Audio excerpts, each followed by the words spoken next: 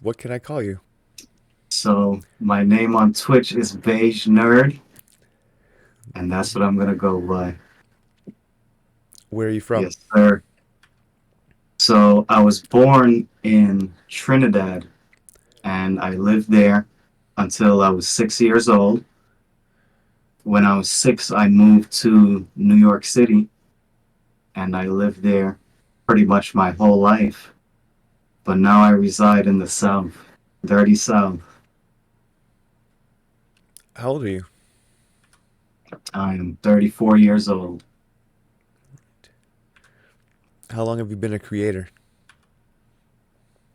So I've dabbled in art, I'd say, my whole life.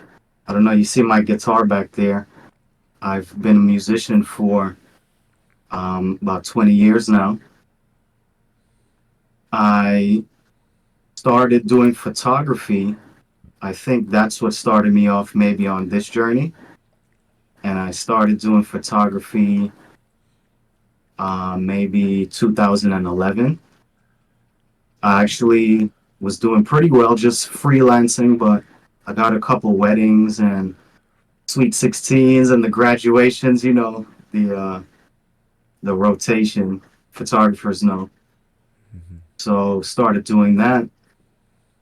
Then my friend had an idea. Um, well, first, let me start here. My friend put me on the TikTok. We have to start with that, right? I have to throw that in somewhere. Um, so I got put on the TikTok, and that's an app where they promote you so much to people. Your first video, you can get 600 views, 1,000 views easily. So started doing that. That's when I got more into video creation, and we built a little following on TikTok, but that platform has its own algorithm and content that the viewers prefer to see. And I saw that that's not the road that I wanted to go down. I wanted to do something that I'm more in control and I'm not having to just chase trends, let's say. What made you start being a creator? I think it's my love of art. It's something that I enjoy. There's so much other things we do in life, and I feel like we're just forcing it, like our 9 to 5s, and hopefully they don't see this, but one day, hopefully they see it, but not tomorrow. Um, so 9 to 5s are a struggle, and the dream. I think we all have that dream, right? Whether it be grand, financially grand, or you can continue your life productively by doing this. And so the financial aspect was definitely a draw as well. But I don't necessarily want to be rich off of it. It'll be a dream come true if I could supplement some of my income doing this. So still do my 9 to 5, but make something like your typical side hustle will. If you go to Dollar Tree and get a part-time job on the weekends, storing, stacking shelves, you go to Walmart or help out somewhere. If I could supplement some income, that amount of income doing this, that would be a dream come true. So first, I would say art, love for artistic things, and then lastly, definitely, hopefully, some sort of financial gain for sure. What do you hope to achieve as a creator? Wow. Yeah. So I sort of answered that a little bit just now, Yeah. but I was mentioning this to you on the stream, and thanks for always joining, by the way. Um, Mm-hmm. it's always nice to have someone there and not be talking to yourself, right? Yeah. So, um, my guitar teacher, I took lessons maybe 10 years into my guitar playing. I was self-taught for about 10 years. then I came across this teacher, and he had us fill out. I don't want to call it a questionnaire, but I think that's maybe the easiest term to come to mind. He had us fill out a questionnaire to determine a few things, whether or not he wants to take us as a student, and also to actually see what your goals in life are. And it was an amazing questionnaire, and it's more of a general thing because I've seen it somewhere else. But what's amazing about it is it takes you down this series of questions, and then at the end of it, you really see like, oh, this is my goal. And at the end of that questionnaire, I came to the conclusion that I'd like to help people. Hmm. So uh, when I was young, I wanted to be a doctor, but I'm not sure my IQ was that high to fulfill that. My sister's actually a doctor. I got cheated a point or two, but that was my dream as a kid, help people be a doctor. But life happens. Didn't do that. Um, and if I could help people by making them laugh or making them smile, I'm a content consumer. Um, Probably in the S tier. I don't know if those watching know about the gamer tiers, but I'm a S tier media consumer, whether it be Netflix, video games. I have YouTube Premium. Can't live without that. Shout out to YouTube. Shoot us up in the algorithm for that one. um, yeah. So if I can make people laugh, people smile, I think if you have a following, then you have a huge chance to make a difference. People look up to you, and you could actually be someone to spread positivity in people's minds instead of negativity and anger and fear and division. So if I could do that, that would be my wildest dream, to be honest. If I could achieve that through this content creation, That's a very, very good goal. think. What kind of foods do you like? Oh, woo! This is a good one. Um, so believe it or not, and I was born on an island, but I don't like fish. I know that's blasphemy. Don't judge me. I'm sorry. Um, no pescado in my life. In Trinidad, it's an interesting place. Many of the Caribbean islands are a mix of a lot of different um, ethnicities. You had your European sailors, you had Africans, you had, for lack of a better term, Native Americans who were in the area already. You had Indians who came. It's called the West Indies after all. That's where they thought they ended up in India. So you had Indians from India who came, and you had a lot of Chinese and people in that region come. So it's like a melting pot of cultures and cuisines. So in Trinidad, there's a lot of Indian food. There's a lot of Asian food. So those two automatically. Our Indian food's slightly different, but you obviously can tell the influences, curry and that sort of thing. Um, so branching out of that, I do like Italian food. Still, Italy's on my bucket list. I heard that in Italy, they're very simple with their recipes, but they use the best ingredients. So the chef would go out um, to the farm and pick the most ripe, firm tomatoes for the pasta sauce, and um, the garlic would be fresh, basil fresh. So that's the trick to Italian cooking. Hmm. So Italy's on my bucket list. Love Italian. And who doesn't love a good slice of pizza, right? Absolutely. What else? Thai food. Enjoy Thai. Yeah, and I think Southern barbecue. I don't know if you guys get a lot of that where you are, but Southern barbecue is a great thing. What kind of games do you like? So should we start from the beginning? Sure. Okay. My first game that I played is hard to remember, but I believe it was Super Mario Bros. On the NES. I did not have an NES at the time. My cousin had one, and whenever they came over, they would bring it and we would play. So that was my introduction into gaming. There were other NES games that I played, Battletoads, Ninja Turtles, and baseball. You know, there was like a 100 NES cartridge, 101. Um, so started there, got into SNES, platformers.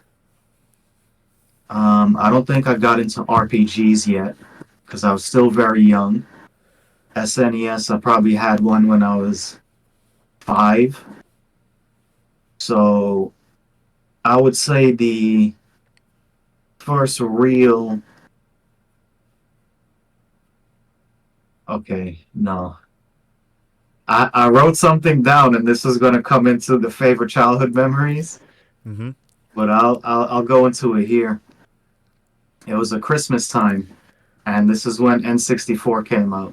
The first Christmas, and me and my brother asked for it. Our parents said no, it's too expensive. We can't get it. We were disappointed. Um, Through our investigations, me and my brother, we found a volcano set that was like the exact size that an N64 box should be. And we were so disappointed. We were like, we're getting a volcano set for Christmas. Like, the depression was real, right? So, Christmas morning comes, and this box is wrapped, and we're so disappointed. Like, we know what's in here.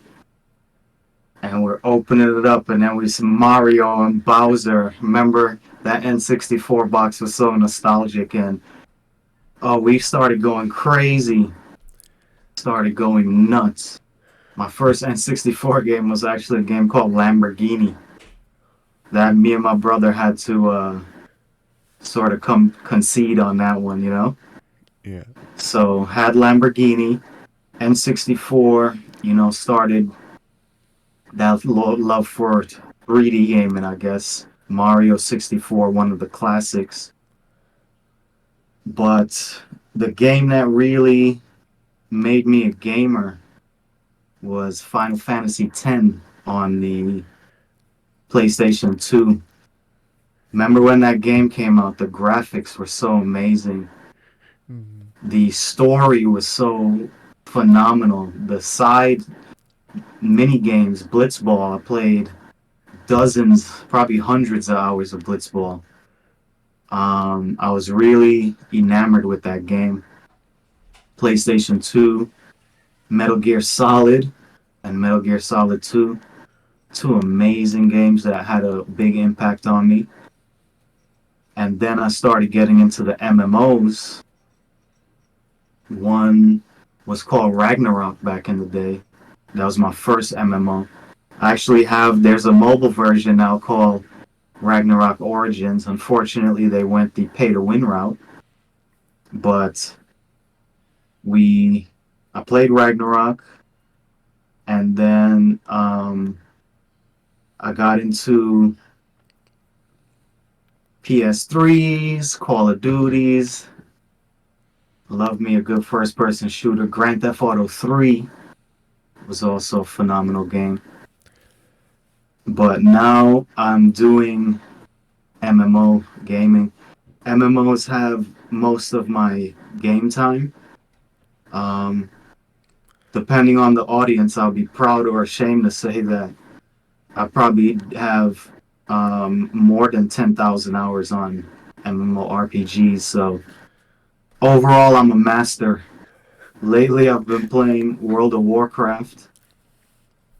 Um, classic, which has been interesting. I enjoy it. I'm not a master at that, not even close. Learning about key bindings and stuff. I still starting from the very beginning, but I'm already level 42. I believe I hit last night. So I'm definitely going to the end game, and I'm excited about this. So MMOs all the way, RPGs, What kind of movies do you like? movies. Wow. Hmm. I guess let's start with the title that had the most impact on me, which would be Lord of the Rings: Fellowship of the Ring. There was a time in my life where I knew every single word to that movie. I watched that movie so much that I haven't watched that movie in about 10 years, just so one day I could watch it again and see things that you forgot. You know, maybe you've seen a movie once, twice, three times. You don't see it for 8 years, and then you see it again, and you're like, oh, I forgot that happened. Not Fellowship of the Ring. I'm probably going to need like 40 years before I forget every moment of that movie. So that trilogy was amazing. I actually have a copy of the Silmarillion right over there that I've been getting into a lot. That is essentially the lore before Lord of the Rings. Lord of the Rings takes place in the Third Age, and the Silmarillion goes into the First Age and the Second Age. So it's pretty amazing. Star Wars. I'm actually a huge fan of Star Wars as well. Like Star Trek also, so I'm not one of those who are one or the other. I was a fan of the horror genre. Shout out to American Horror Story. If you haven't and you like the horror genre, check out American Horror Story. And there's maybe 10 seasons now, so you got a good binge ahead of you.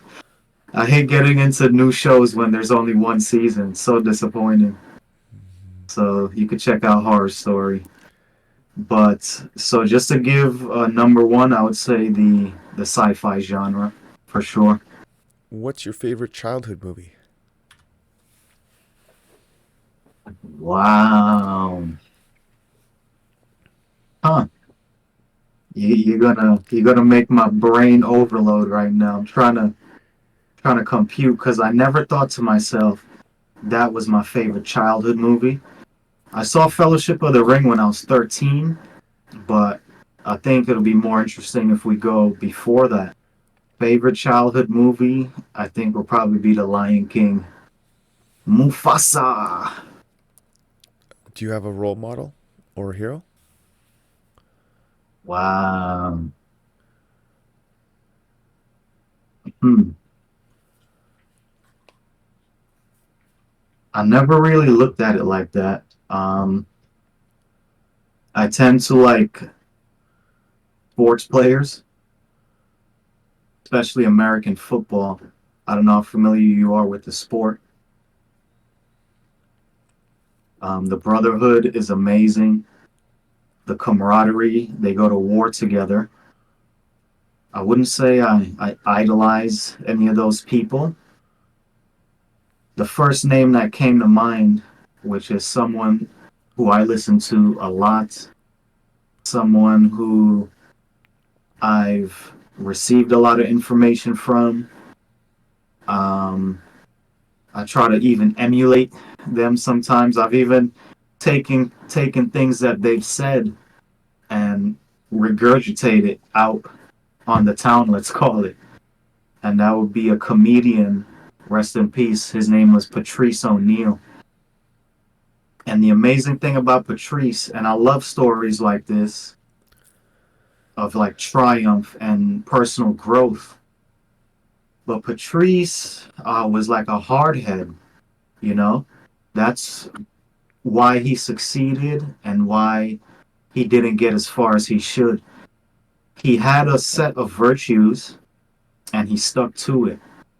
He was on the edge of becoming a household name. He grew up with guys like Kevin Hart, Dane Cook, he was like their mentor as they were all coming up together. Some of the huge venues, even in Canada. I know Montreal is a place they would frequent as they were growing. And he was a hardhead. He was loud, obnoxious, and that's what he explained later in life was his own insecurities. That was sort of his defense mechanism that he had built. But he, before his death, he had come full circle where he apologized to all the people that he was, for lack of a better word, mean to. When he would go for a movie, let's say, he was the guy to complain that why is it so hot in the thing in the extra spot? Why does Brooke Shields have her own trailer and we don't? But because he was so open and real, Brooke Shields actually ended up loving him and becoming his great friend. And he was able to turn people with his ability to be candid in any situation. But he was never able to, um, let's call it, sell his soul. I don't necessarily know if celebrities do that or believe it. I'm just using that as my metaphor. He never sold his soul to the industry, changed who he was to please, let's say, a studio or a director. And what he said at not long before he passed away was that he regrets that because at the end of his career, he was a director and he realized there's so much you have to do and focus on as a director. You don't have time for the C-roll actor to be complaining right now, you know? And that was just one thing that he mentioned. And it's beautiful to see someone transform from someone who is hard to get along with for most people. Comedians loved him, but they had a hard shell and they would come at each other back in the day so much. It was a different time. But Mike Tyson's another person like that in that same realm who he had such a huge personal transformation that is motivating for me. It makes me feel like, okay, just because I felt maybe one way about myself, I thought this or I was told this about myself, that doesn't mean I have to be stuck there forever for the rest of my life. If I put in the work, I keep my mind open, I listen to people, meet people, be empathetic to people, then it could streamline my path to my own transformation. So I would say Patrice O'Neal because and we have so much audio of him. He was on what they call the first podcast. It was called the Opie and Anthony Show. And what it was a talk radio show on XM satellite radio when it first came out. It was a show before that, but when it went on to XM, there was no rules. They got to talk about anything they wanted to. There was no commercials. So for 3 to 4 hours every day, they would just talk and speak their minds, talk about current events. And through that process, we really got to know Patrice. Hundreds of hours of just what he thought and his growth and his transformation. And all his peers, they rave about him. Kevin Hart raved about him. Chris Rock. Chris Rock was trying to get him on Everybody Hates Chris as the dad, but Patrice didn't want to go read for it, you know? And he apologized to Chris Rock. Spike Lee wanted Patrice to be in a movie, but Patrice told Spike Lee, you got to call my agent. So Spike was like, all right. So he shot himself in the foot a lot, but he was always true to himself. What kind of jobs have you had? The best and the worst? Wow, great question. I haven't had many jobs in my life. So straight after high school, I went into the Marine Corps. I was 17 years old. And I did that. I got out. My mom was working at a startup. She actually knew the owner well. She worked with him in a previous company, and he recruited her to help him start up a new one. So I was blessed with a job with them from a young age. I believe I was 18 or 19 when I started, and I'm happy to say that I still am working with that same company. We do finance. I did. So I was a Marine Corps reservist, so we did that. I got deployed. That was a whole other lifetime ago. I'm in a new age in my life now. So I did do HVAC for a little while during like the COVID years, and that would probably be the worst. The best, the Marine Corps, it was interesting. We got to do some fun stuff, but it was a struggle at times. The one I'm working at now, I would say, is the best. I get to work from home right now. I don't stream during the day, so only after work hours. And my worst job was HVAC. We were on rooftops in the most beautiful building you would ever go into, right? You'll be like, picture like a Google building or like the Apple building, how beautiful these structures are, right? You walk into a building like that, and then you go into the back, and there's something called um, mechanical room or maintenance room or um, something of the sort, engineering room. And you open that door and you enter an entirely different universe. I'm talking water leaks. I'm talking noise and heat because to keep a building cool, you need some massive equipment. To keep, let's say, a 30-story building cool, you need about $5 to $10 million worth of equipment. It is insane. And these pieces of equipment, they're large. Um, you need hundreds of square feet for all this equipment. And how air conditioners work, they're essentially heat rejectors. So a lot of heat involved. There's a lot of oil involved and water. It's just a mess. So that's the worst by far. What kind of books or shows do you like? So fantasy books. I'm not a huge book reader, but believe it or not, there's been a few books that I just couldn't put down. I actually kind of hate reading. Not necessarily, but I would prefer play video games or watch the movie.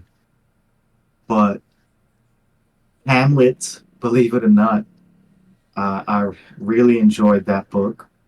The Hobbit, I read that book cover to cover.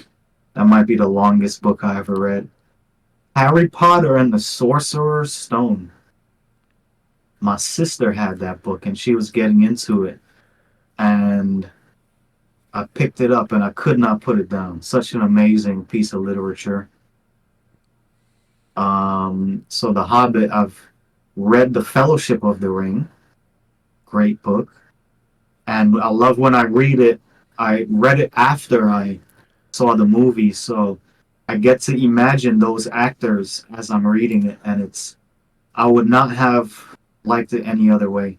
I would not like to have been imagining those drawings, seeing the Lord of the Rings actors in my mind as I read the book. It's amazing.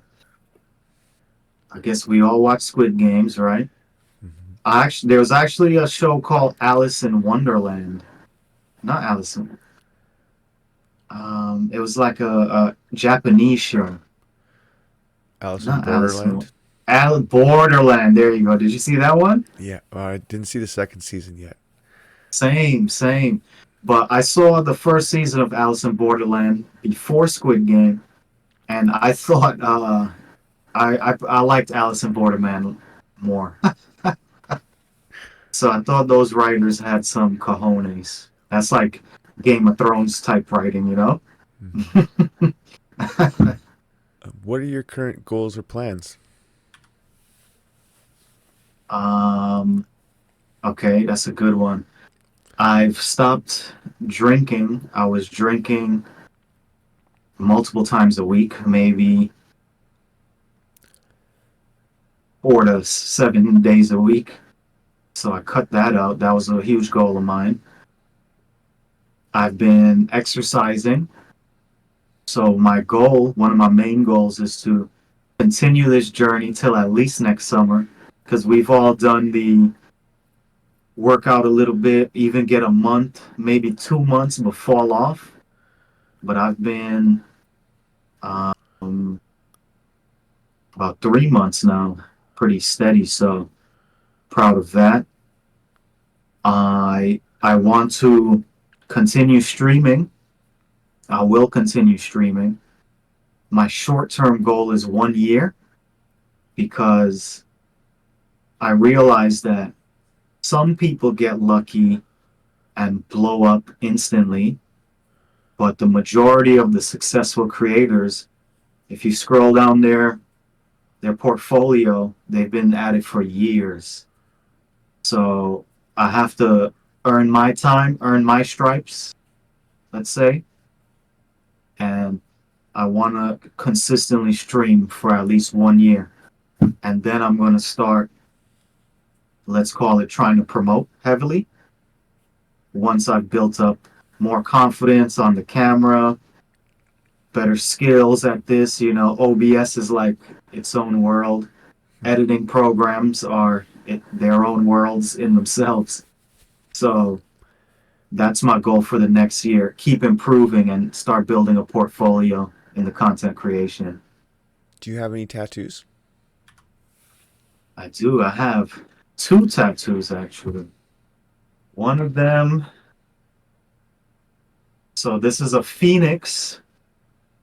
I'm a Scorpio, and the phoenix is the mid incarnation of the Scorpio.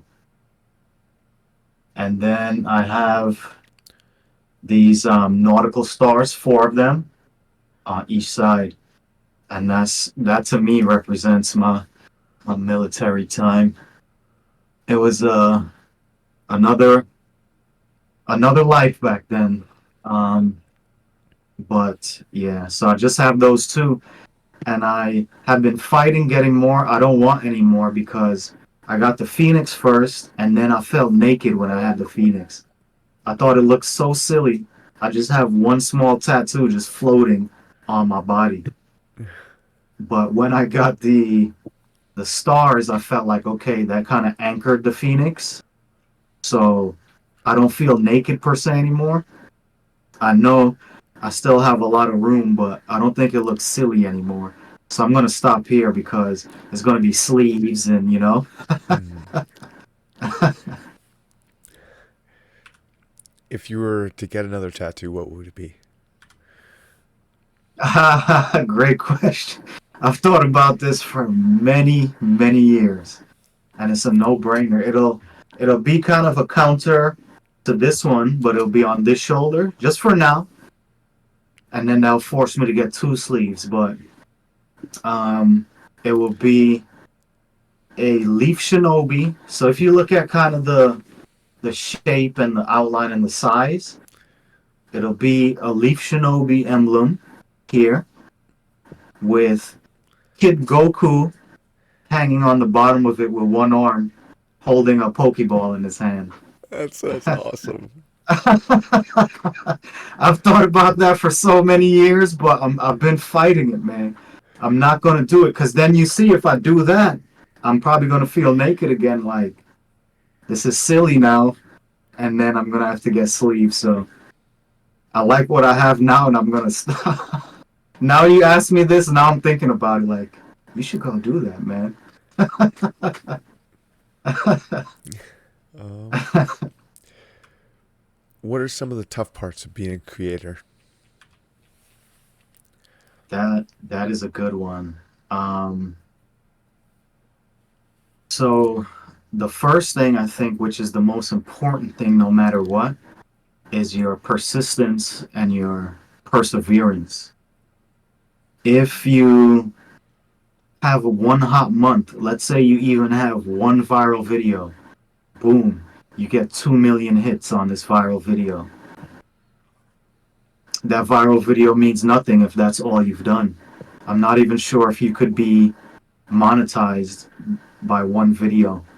I think you need like the subscribers, you need the watch hours, and there's one other metric that I can't think of now, but one viral video is not going to do anything. Even two is not going to do anything for you. Persistence and perseverance, that's really what counts in this game. And it's a hard thing because a lot of us start off doing it as a side hobby or even a side hustle. So we'd work our 9 to 5s, and then we have to sacrifice even more time to content create. Drains our energy. Sometimes you wake up not feeling good. My thing was when I drank, such a horrible thing.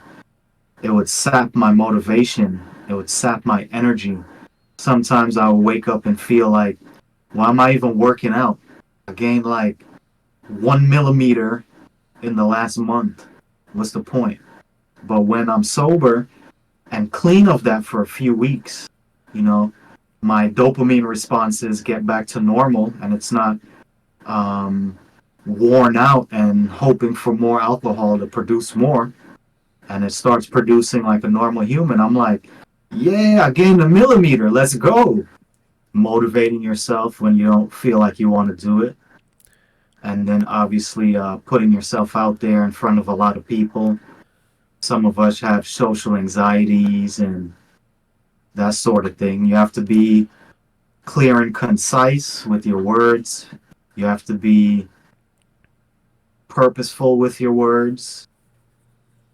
And that could be a challenge when you're just rambling sometimes for 3-4 hours, you know?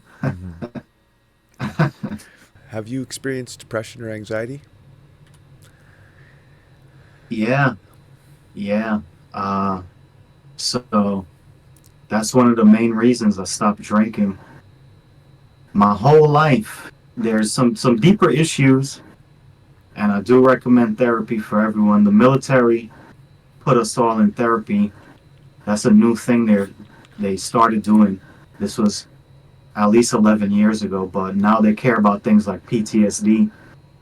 So we all got into therapy, and through that process, I learned a whole lot about myself. And there are many reasons for it, which we're not necessarily going to go into now. But for sure, I believe that I wasn't good enough a lot. I believe that my ideas weren't as good as anyone else's. I believe that no one really liked me or should like me. And then when I started drinking now, I still had happiness in life, you know? I guess that was more anxiety. I wasn't really depressed back then, those like teenage years. But then when I started drinking, that's when I would say the depression kicked in, because it really messes with the equilibrium of your hormones and your endorphins and such. I joke with my friends so much because we both were habitual drinkers. Drink by yourself, get wasted by yourself on a Wednesday because there's a sports game tomorrow. So, so I told him, I'm like, think about what we do on those nights, right? You would sit down on your couch by yourself, start off like watching a YouTube video. Then you'll go outside to smoke a cigarette. Come back in, keep drinking. Pace around, maybe put some music on, and you'll feel like you're having the time of your life because you're getting all of this forced dopamine, all this false dopamine. You know, the chemical is causing your body to just produce it. And you're feeling euphoric and you're feeling happy and you're having so much joy. But I told him, I'm like, what if we filmed ourselves at home by ourselves doing that?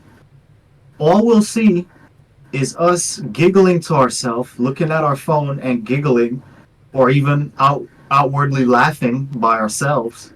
Or you call someone, you laugh, and then you get off the call and you go outside, you smoke a cigarette, come back in, listen to some more songs, watch some videos, go back outside, smoke another cigarette, laughing, killing our bodies, killing our lungs, killing our liver. And what are we doing? Walking in and out, in and out, in and out, and laughing, giggling with ourselves. How retarded is that? You know? And you get all the forced dopamine in your body, so you feel like you're doing a great thing. But then the next day, um, me being someone with those social anxieties already, right? The next maybe my chemical imbalance is off naturally. That next day, man, I don't know why I'm doing anything anymore. Many a times, brother, I can't even play video games. You know, they say depression, it takes away the joy of doing the things you love. I will be so hungover and depressed, and it'll span for days that I can't even find joy in video games, bro. That was like sick. That's sickening. The only thing I'll be able to do is like put on some Netflix and just let it sort of play in the background. Uh, it kills relationships because people would be so eager to talk, right? Hey, brother, what's up? And maybe last month, you spoke to them like, hey, what's going on? And then now this day, you're dreading, you're like, you don't have any energy for yourself, and you definitely don't have any social energy to give away right now. So you pick up the phone and you're like, hey, bro, what's going on? Yeah, man. And that person is not knowing, are they doing something wrong? What's happening? But meanwhile, it's just your own depression. You can't find joy in anything. Not your friends, not the things you love. Guitar is always there for me, but you can't even play on those days. Your head hurts, and it takes me 2 weeks. I learned after a drinking day, it takes me 2 weeks for my body to get back to equilibrium. Yeah, so drinking induced depression, brother. It's a real thing. What are some things you do to relax? Great question. I love music, so I put some good music on. Reggae music makes me feel chill.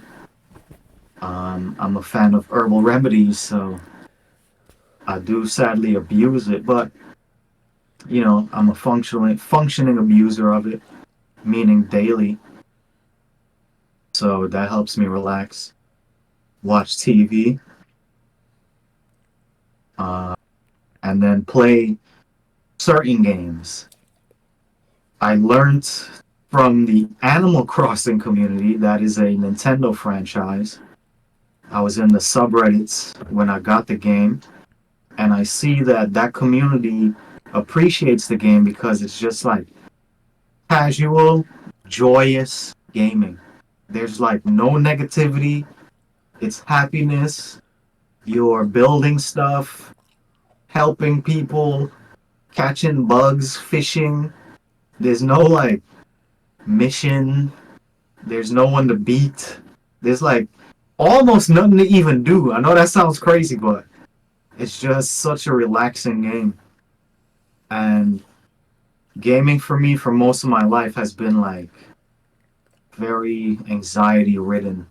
You know, you're gonna die, or you're playing an MMO, so you gotta do this, or you're in the PvP, or you're playing Call of Duty. That's such a competitive game.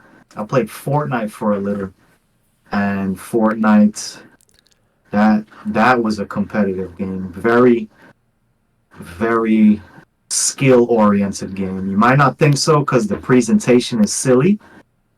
It's like a childish presentation, but the core of the combat mechanisms, it's pretty much a shooter where you can create your own cover, concealment and cover, which is a big thing in like military tactics.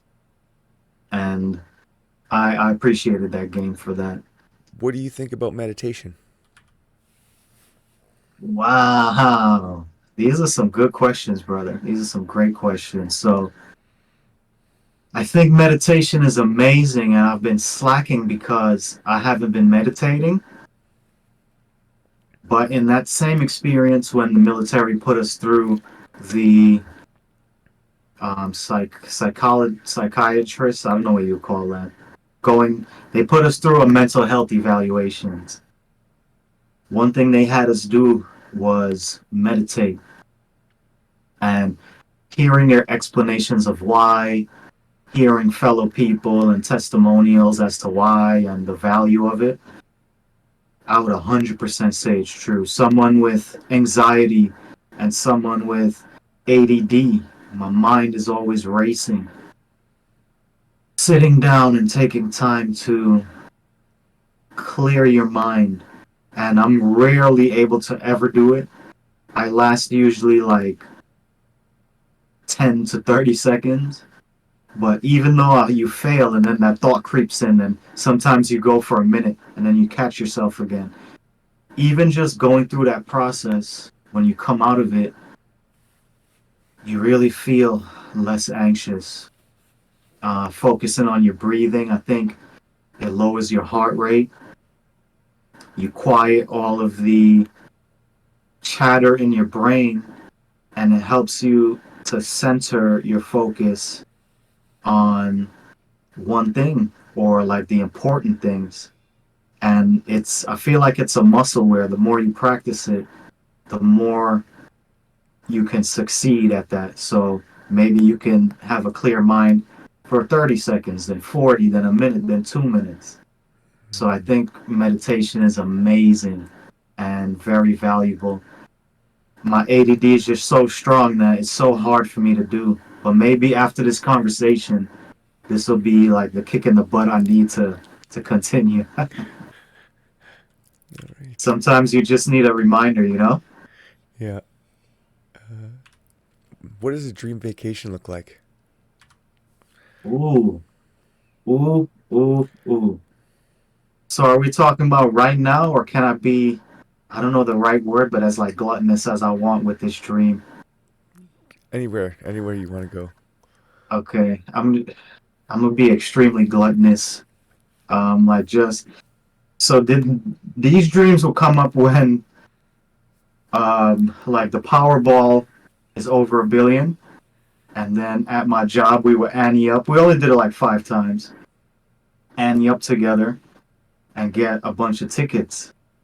And for me, I mean, you know the math. I know we're not going to win. The chances are very slim. But for me, the value is the joy it brings us all in that one day where we're fantasizing about all the amazing things we're going to do with this money, right?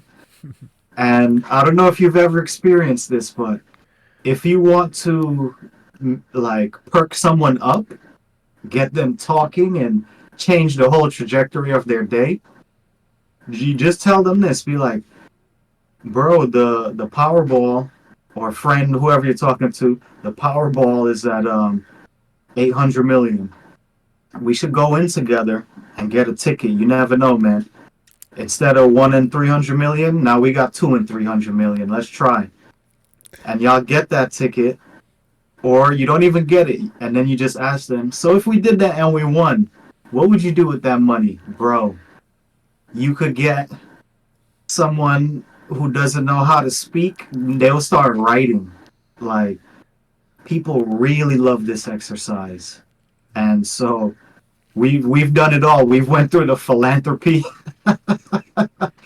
Like, yeah, I would open this and I would do this, and I'll give all my family and friends this, and I'll create an estate for this, right? So I've went through all of that already, and I've went through what I'm gonna do for pleasure. And I'm a man of the ocean. I love the sound of water, rivers, waterfalls, the ocean itself.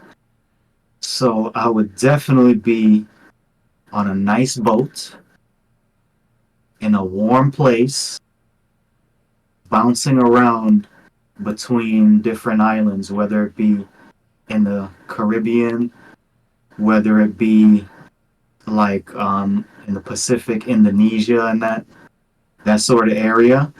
But that would be my dream vacation. Nice boat, friends and family with you, and like our own mini cruise, pretty much. But I know that's gluttonous and that's like damn near impossible. But hopefully, this content creation will kick off and we can at least rent a boat and do that, right? Because let's say the Caribbean, Trinidad. I don't know if you've seen it on a map. It's like right next to Venezuela, right? Venezuela is getting crazy, but you look. There's a whole chain of islands going north. Saint Lucia, Martinique, a whole bunch of islands. I can't think of so many right now, but then it goes into like Barbados, Puerto Rico, Dominican Republic, Jamaica, you know? Hmm. So you could do a sail through all those islands and do it in style. I think that would be my dream. What's something you're passionate about? Wow, great question. Very easy, very easy. I'm gonna go with the easy answer. That girl right behind me there. That guitar, man, changed my life.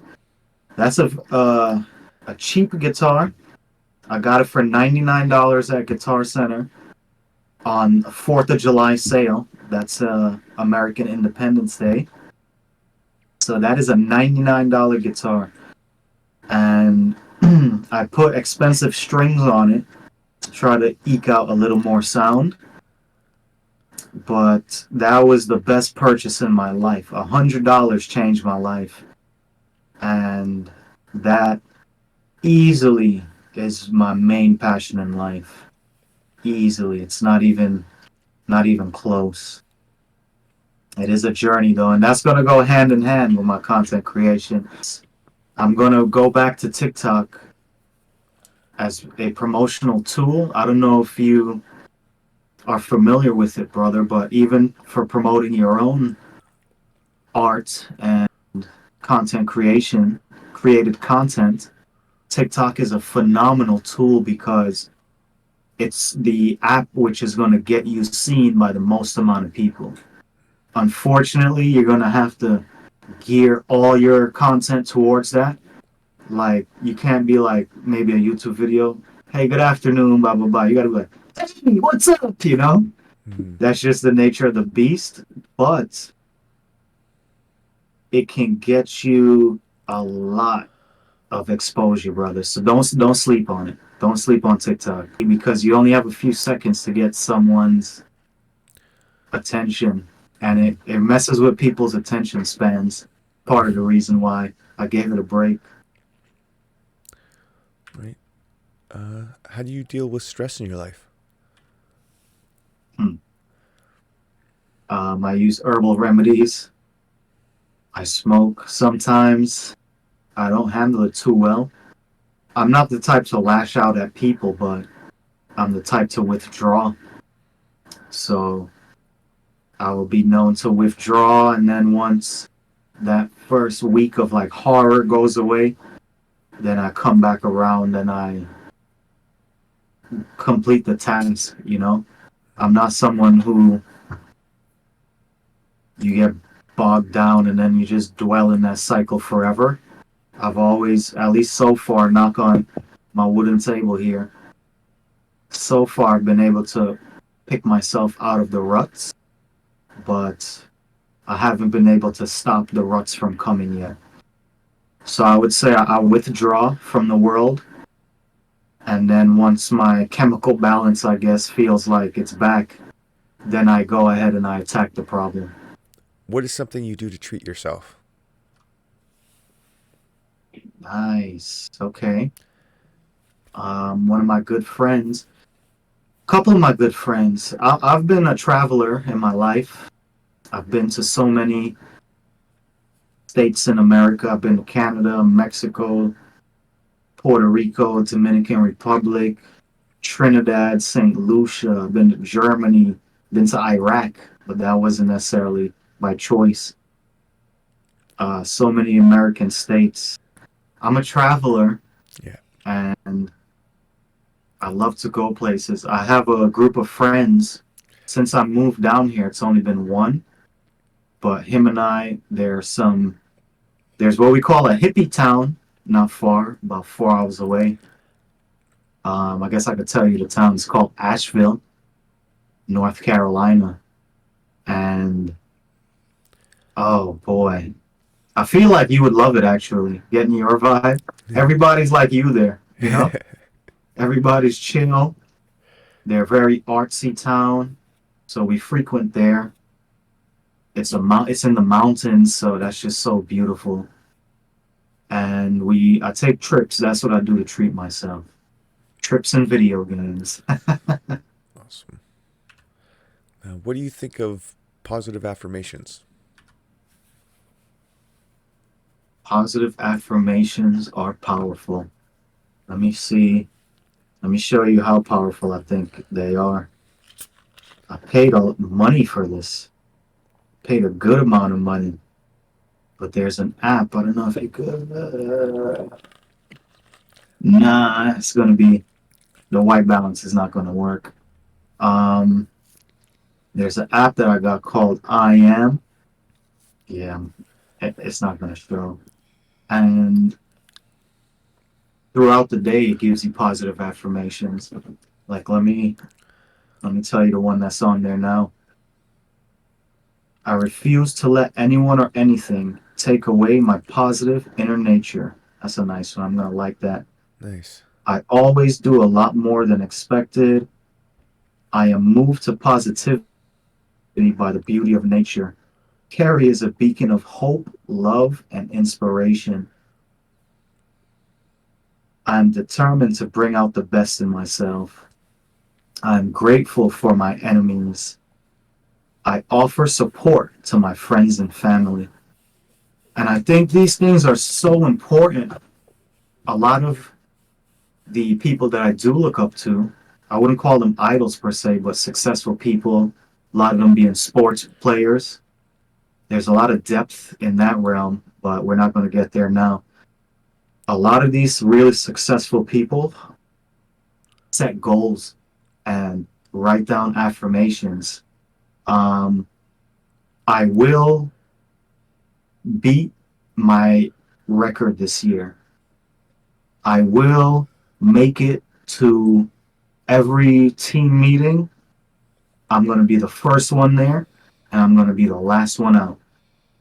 And the players who are great, one thing that they all have in common is that they write down those positive affirmations, they write down their goals, and they remind themselves of it daily, multiple times a day. I'm going to be great. Matter of fact, I should put somewhere something about Twitch streaming. So I see it every day and I'm reminded because our minds are not like computers, right? It's not a storage device where you can input data and then leave that data there for 30 years. And granted, if it doesn't get corrupted, if the device still works, you can go retrieve that data and it's going to be the exact same as you left it. The human mind doesn't work that way. We can't remember an infinite amount of things. We can't focus on an infinite amount of things. So reminding yourself daily of these positive affirmations, it could transform who you are as a person. So I think it's very powerful. And you should do it. Get this app. It wasn't cheap though. Are you spiritual or religious? Huh. Um, I was religious. Um, Now I would say I'm borderline agnostic atheism. Hopefully that might be the end of my channel. So it was nice to know you. But I I don't know. Sometimes like I went down like an atheistic route heavily, right? And I'm like, okay, it makes sense how all this could be possible, right? At least you see the steps, like they say. But then sometimes you pull yourself back and you're like, all right, even though I see that, what are the chances, you know? And then you're like, all right, but the dice was rolled um 700 quadrillion, quintillion, sextillion times, right? Okay, so the chances are probably at least one time it's going to happen.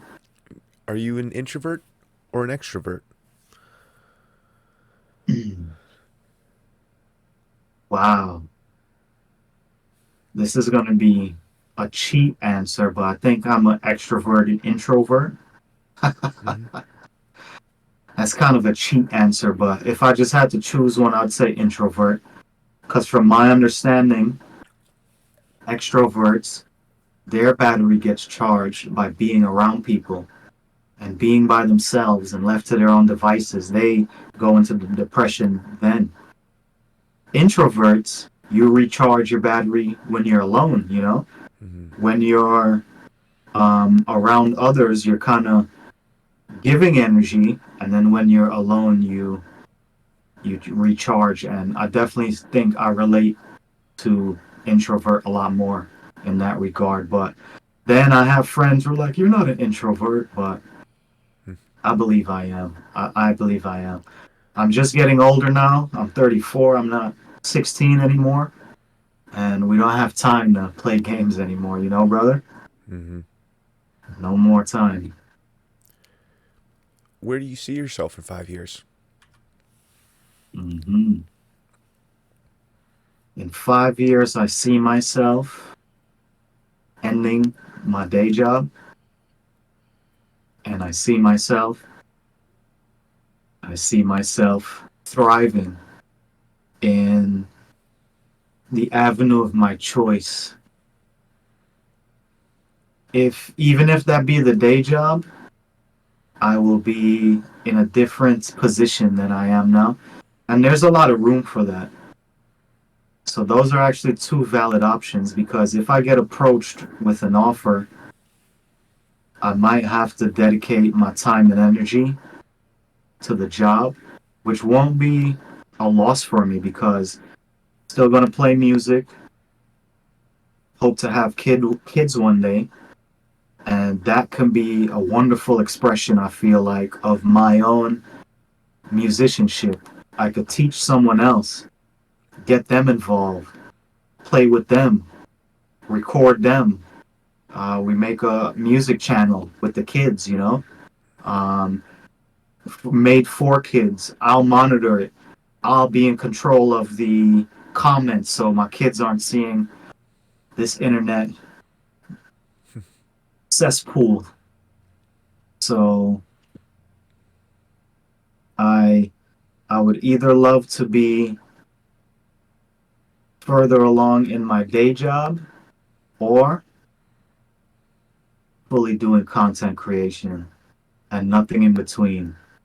What do you hope improves the most in the next 5 years? Hmm. So I actually was prepped on this one. This is one of the ones that you told me about, and I think this was such an amazing question. So what I wrote down was I hope to improve my intelligence. I went through a phase of life where learning and intellect wasn't super important to me. You know, it's more about the party and the drinking and the trying to get a girl and let's go here. Everything was about, all right, let's go to this destination so we could drink. Oh, we're going to the beach? We could drink. Oh, we're going to this? Oh, some funeral? Let's drink after, you know? So there was no focus in my life on improving myself. And in my opinion, that those activities really do damage to your brain. So when I was a kid, my brain used to be so sharp. I was really intelligent, but I feel it's slowing down. All that damage I did to it, not focusing on myself. So through these apps, I have another app, one of those like brain exercisers, and I do feel like that works as well. So I'd like to continue learning. I'm learning about content creation, I'm learning about computer programs, video editing. That's a powerful tool for the future because if you could edit a good video, you are you are sought after in this world, my friend. Because it's not easy, it's time consuming. If you're a good editor, you are sought after. So I want to continue to improve my intelligence, the things I know, um, lower the alcohol intake, try to get some of the sharpness of my brain back. I also want to improve my social intelligence, where, we all see those people who could walk into a room and command the room, and everybody loves them. And this person oh no, take my car for the week, man. You got it. Oh, you want, no, come live at my house. Here's my key. You know? And one thing that we got to give those people credit for, sometimes it's manipulation, but it's not always manipulation. Sometimes they're just such an enjoyable person to be around that people are just so willing to help them. People want to make them happy. And I think it takes a lot of social intelligence to be a person like that. And that's something I need to work on because I've been more introverted. My brain got very good at observing things. I could even tell notes, musical notes, just by hearing it. And that's not something I was born with. That's just how my mind works, you know? Um, so I have a different set of intelligence, but I have had very minimal social intelligence. So that's one of the main things I want to improve. And then my general confidence. This is kind of nerve wracking doing this. It's not my first time on camera, so I see that the more you do something, the more confidence you build. And so that would be the main three things I want to improve: my own brain function and my own knowledge, my social intelligence, how other people react to me, and then my confidence, which endears people to you. Because sometimes I used to feel like people would rather a docile person, easier to get along with and such, which people do. Humble, I think, is a good word, not necessarily docile. People do love humility, but it's very attractive to women and to men. Men love to be around the cool person, right? You love to say, yeah, that's my friend, that's my boy. He respects me, he respects me, you know? So I want to improve my confidence so I could be more valuable to others. They value my opinion. I want to be one of the people where they bring me up when I'm not there in positivity. Like, hey, my friend does this. And on the guitar, it's such a competitive, just to give you an example, such a competitive field. I could actually be better than someone, right? But if that someone comes in and they're acting like Mick Jagger and they're as good as I was when I was in year 2 instead of year 20, but they're carrying themselves like Mick Jagger, I've watched that person get more opportunities than me because of my introverted nature. So for many of those reasons, I want to improve my own confidence. What's harder than you thought it would be as a creator, and what's easier?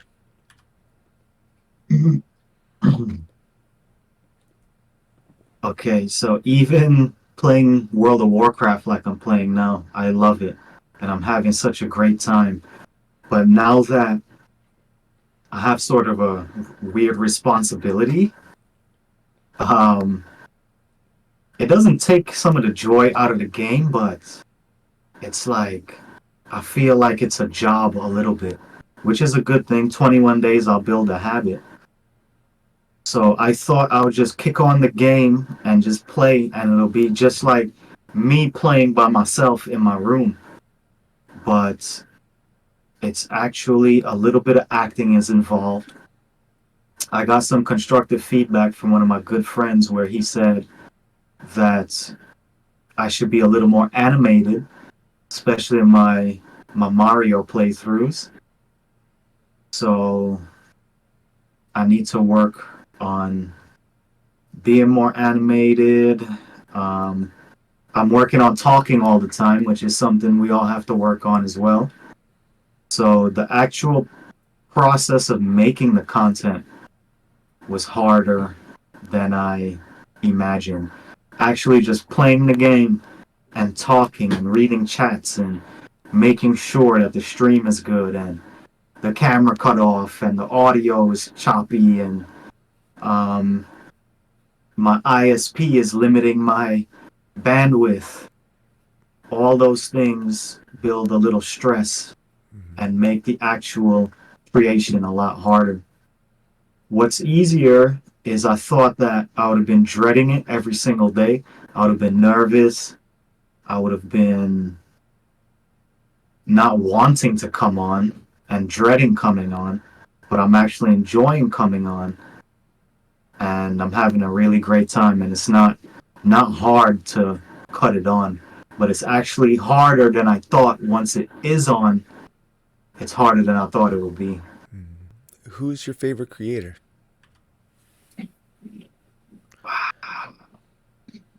Bro, you coming with the fire questions today. Wow, who's my favorite creator?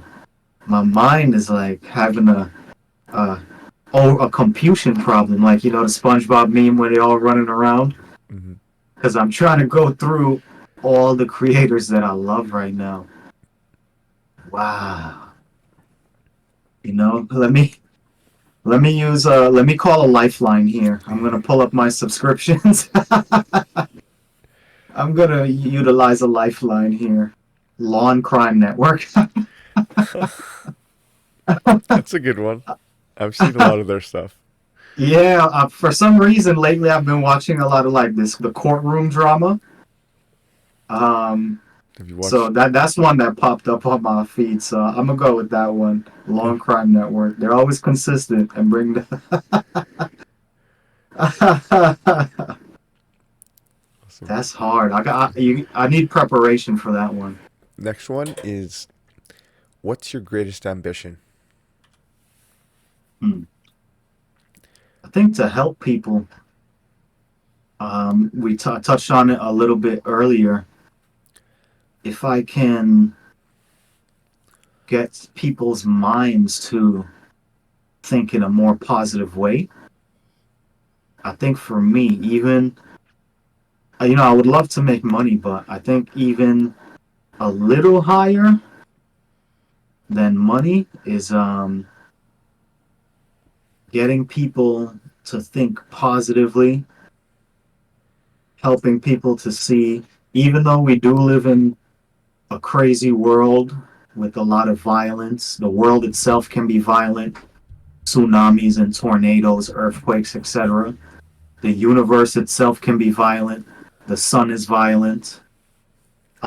Getting hit by an asteroid is a more violent um, scenario that we can even fathom.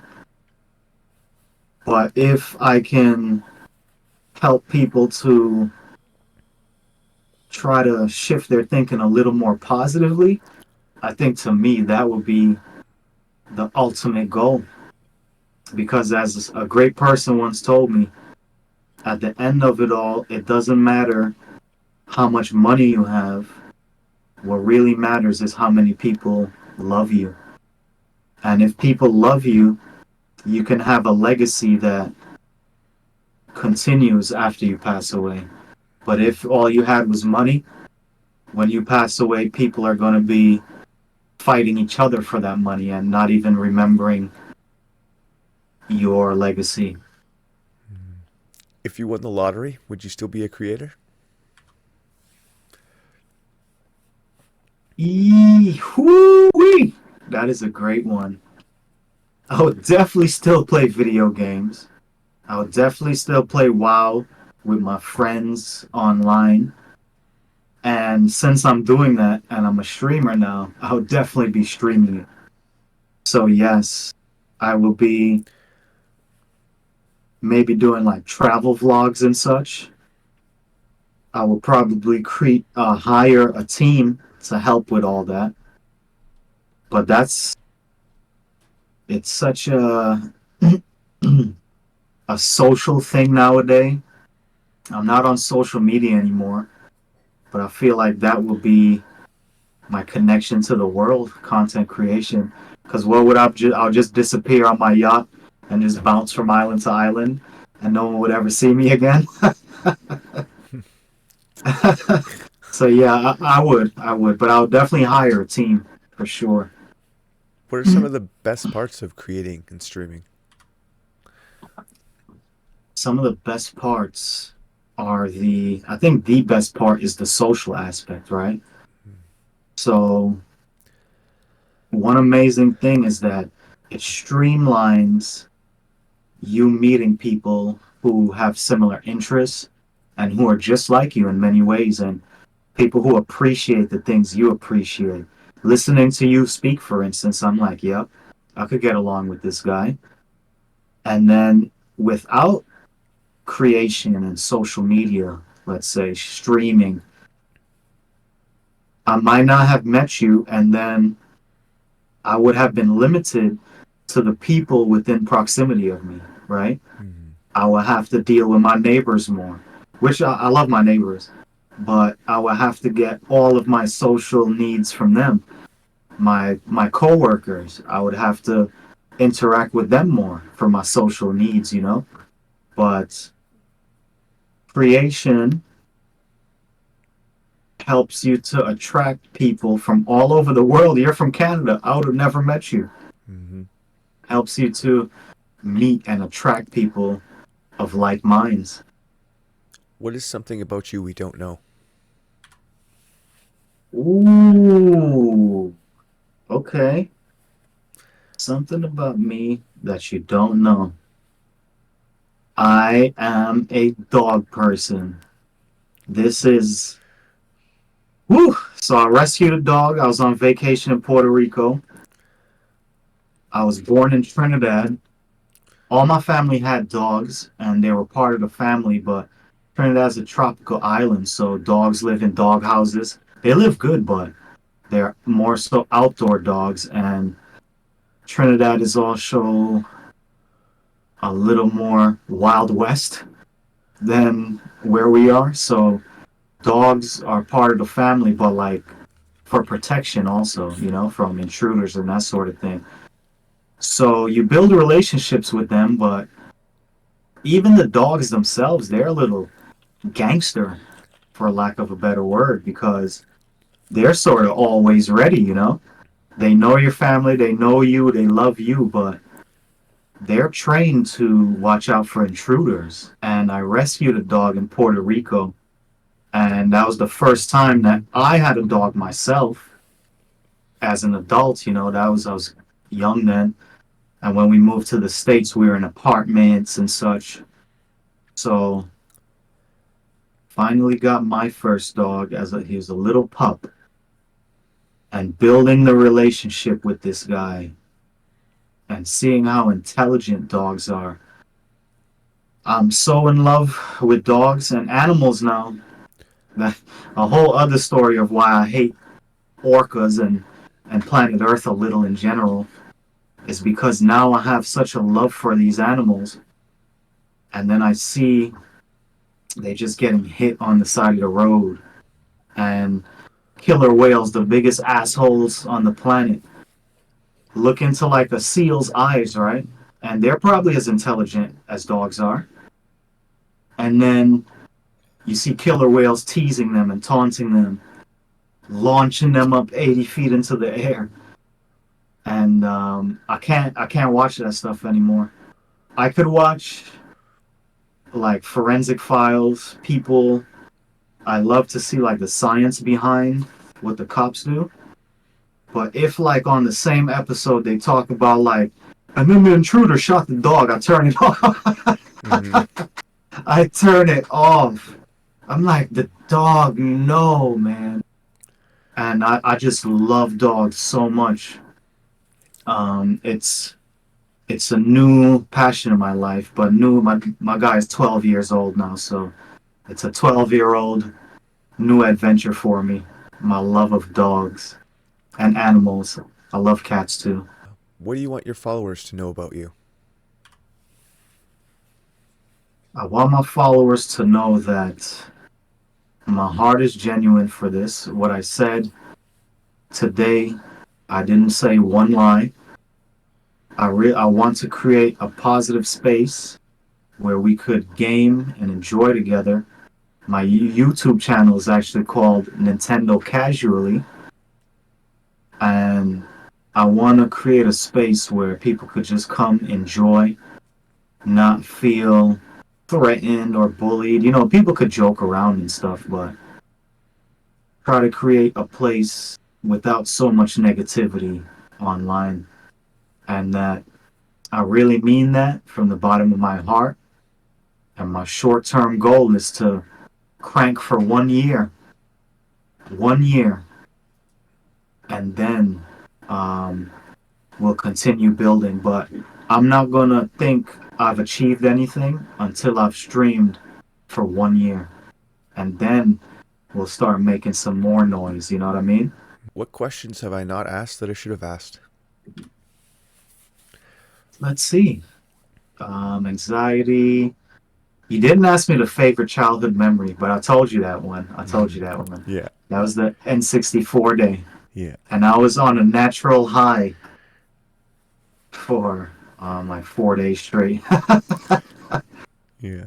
But nothing, brother. I think this was great. The questions were better than I could have imagined. I think you did a great job. And I see you got your notepad there. Phenomenal job, brother. Keep it up. I I heard you telling the story about the anxiety of finally asking the question, like, so do you want to do an interview? Mm-hmm. And when I was working with my friend, we were doing, content creation, TikTok people, and I was the one who would try to get people to come on and talk with us. So I know it's not easy. I know the anxiety, but I just want to let you know I think you're doing a great job. I could tell that you're taking it seriously. The more you work, 10,000 hour rule, you work at it every day. You'll naturally keep improving. Everything would start getting easier. Just and my mind, I got ADD. I'm sorry, man. I heard Neil deGrasse say, at first, physics books, astrophysics books are very intimidating. Someone asked him, how can we get into this? He said, it's going to be very intimidating at first, but you keep at it and you know what's going to happen. You're going to start saying, oh yeah, I remember that equation. Oh yeah, I remember what that means. And you're going to start building confidence and you're going to start rolling, brother. So keep it up. And I will. One day I'm going to be like, yep, I was one of the first interviews on that channel.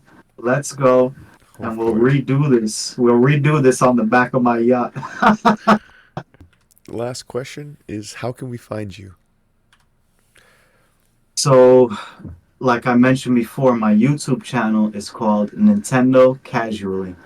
I also have a channel called Beige Nerd on YouTube, but I think I'm going to put most of my energy into the Nintendo Casually for now. You can find me beige_nerd on Twitch, and that is my main platform currently until I get back on TikTok, and then we're going to start doing some multi-streams. Not on Twitch, guys, not on Twitch. We're going to stream on Twitch, then we're going to multi-stream to the other platforms.